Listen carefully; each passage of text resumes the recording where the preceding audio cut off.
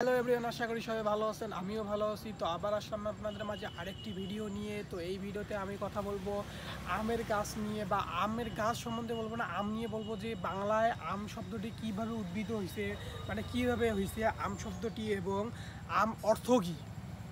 শুধু তো আমরা জানি আম খাই আম খাই আম খাই, তো আম অর্থ জানেন কেউ? না। তুমি জানো আম অর্থ? না, না। তো যারা যারা আম অর্থ জানেন, তো আমার ভিডিও এই সামনে দেখার আগেই কমেন্টে জানাবেন যে আম অর্থ কী। কেউ কখনো দেখে জানাবেন না। তো এখন আমি এগুলাই বলবো এই ভিডিওতে। তো সর্বপ্রথম বলি নেই, তো তো এখন আমি বলতেছি বাংলায় কিভাবে হলো আম শব্দটি আসছে। তো বাংলায় আর কি আম শব্দটি কীভাবে উদ্ভিদ হয়েছে যেটা বলবো।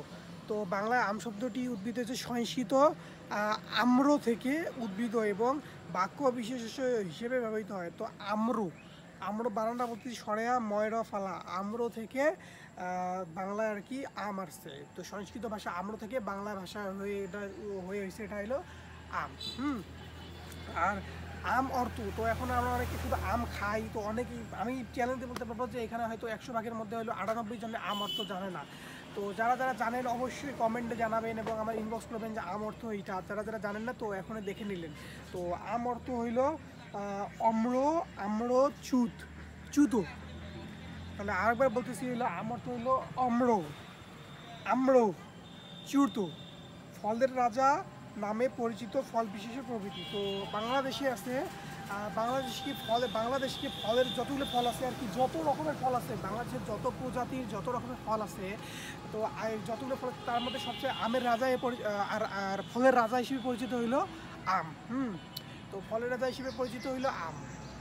আমকে বাংলাদেশকে ফলের রাজা বলা যায়, এবং আম গাছটাই হলো বাংলাদেশের জাতীয় গাছ। তো একটা গাছকে দেখছেন কীভাবে একটি করা হয়েছে, এতটা ইম্পর্টেন্স দেওয়া হয়েছে।